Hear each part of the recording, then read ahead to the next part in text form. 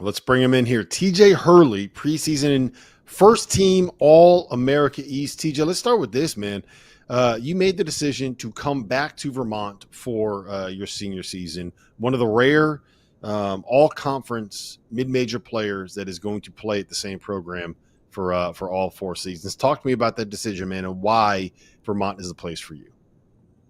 Yeah, like you said, I've been here all 4 years, came in as a freshman.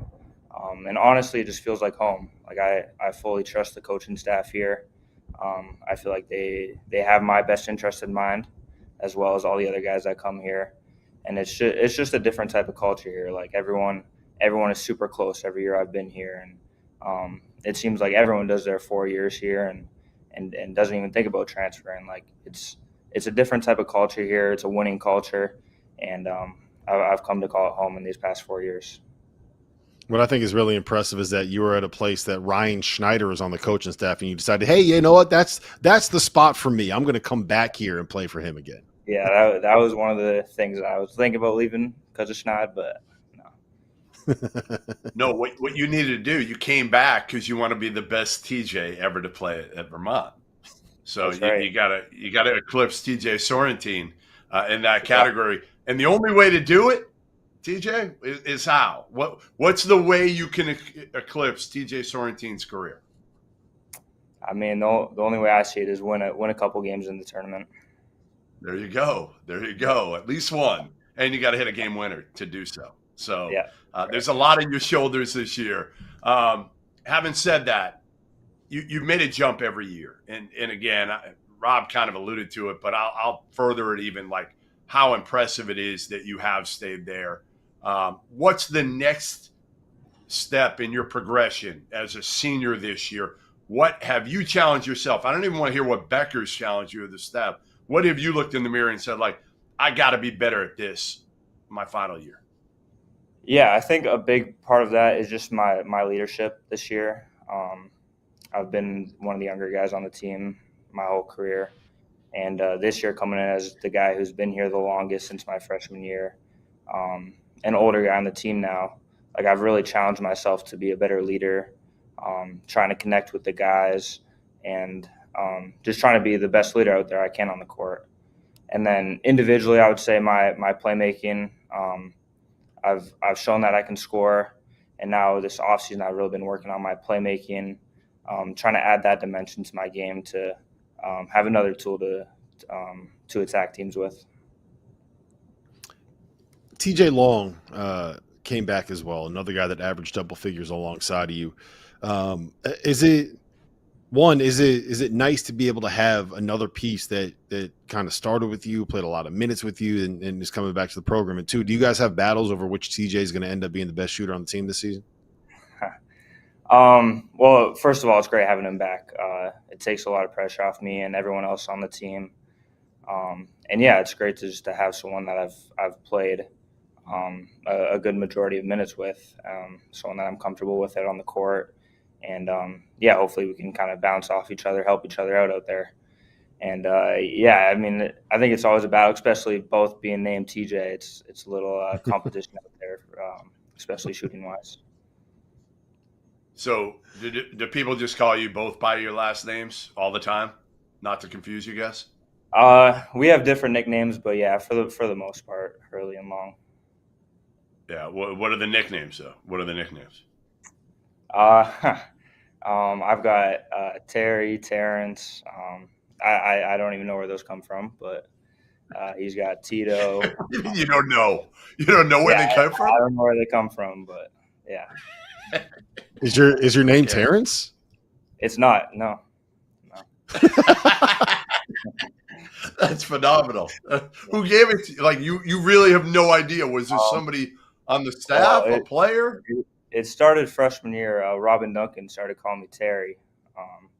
We had a player named Perry. I think you might have just combined both names one time, and it just stuck since then. All right, that's pretty good. Hey, go back to when the season finished last year. Were there even calls? Generally, how it works for people that are listening is like no coach is going to call you or maybe your parents directly, but might be an AU coach, might be a mentor, somebody like that did you get some calls from coaches of other teams around the country that said, hey, listen, if he goes in the portal, we'd love to have him and we'll pay him some real money here? Did it ever get to that point, TJ, or was it almost just understood that, hey, this is a Vermont kid, he's not leaving after 3 years?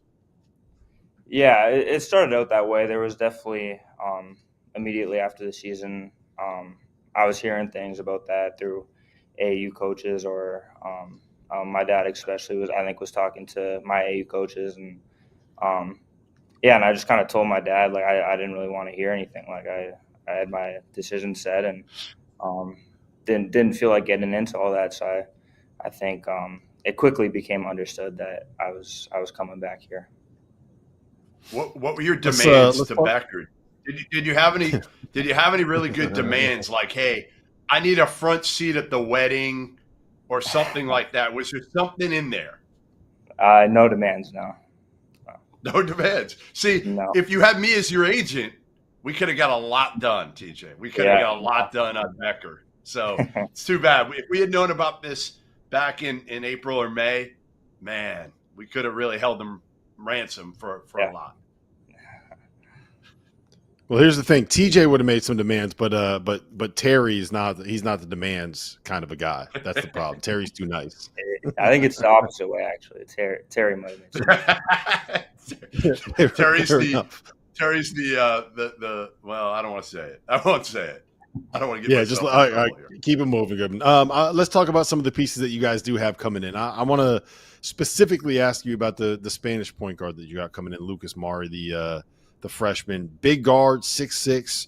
What are you expecting to see out of him this season, and what can Vermont fans expect to see out of him this season? Yeah, I mean, you said it. He's all of that 6'6". He's a massive guard, super strong.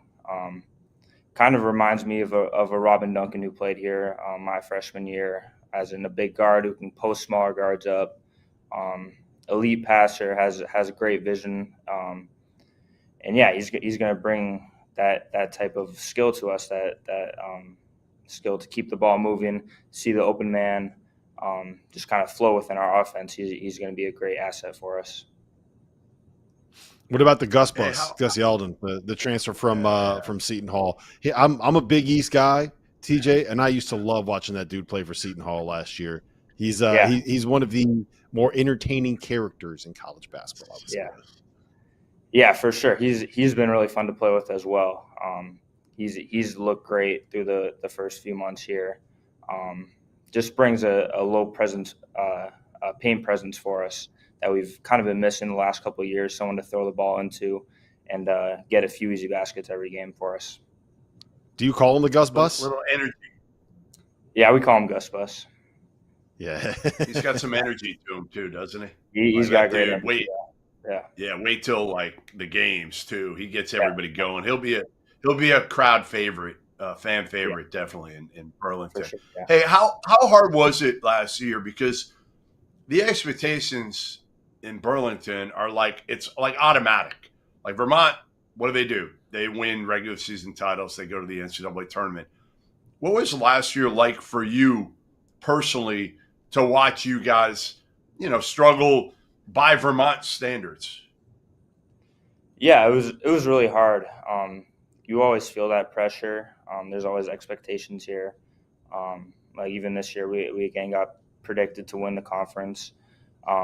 So there's always pressure coming in every year, and that was just really felt last year, losing games in the non-conference. And then it just felt like a ton of pressure piling up, and then we kind of got it going towards the end of the year. And then, to lose in the playoffs like that, it was disappointing. It was I expected more myself, and I know everyone in the program did, all the fans did. So it was a very hard year in that sense, with all the pressure and the disappointment. TJ, you are a native of Pelham, Ontario, and I'm curious. I'm sure you're going to say for the best Canadian hooper right now, it's Shai Gilgeous-Alexander. I don't know if there's really much of an argument. When you're the MVP of the NBA, you're probably the best basketball player in the world. He happens to be from Canada. I want to know who your favorite is, and you can say Shai if you want, but who's the guy that you kind of looked up to growing up as a basketball player in Canada? There was a few. One guy I really looked up to is Kevin Pangos. He played at Gonzaga. I think he's still playing overseas right now. Just kind of a super smart player, could really shoot it. Kind of a smaller guy like I was growing up. So it's someone I looked up to a lot and watched a lot. I watched a lot of college basketball growing up, and he was one of those guys that was playing when I first started watching, and he was just really fun to watch for me, and someone I tried to take stuff from while I was watching. Well, I can see a guy that shoots 7.5 threes per game is, you definitely watched a lot of Kevin Pangos growing up. Yeah. All right, listen, man, we appreciate the time. Thank you for jumping on here with us. Congratulations on, I guess, the preseason nods, but those don't mean anything, right? You got to find a way to be able to prove it. Last thing I got for you is, if we look up in March and you guys have won the America East Championship, what is the one thing that has kind of happened? What is the key to this team this season to be able to have that level of success? I think it's just all of us coming together. I think we've done a great job of it with so many new guys. I think we're a very close group already, but I think it's just going to come down to when games start, all of us buying in, all of us buying into what our roles are, buying into each other, and coming together for that common goal. We all share that goal, so I think it's just understanding what we all need to do to get there. All right, TJ, we appreciate you, man. Thank you for being on. Thanks. Thanks for having me. Thank you.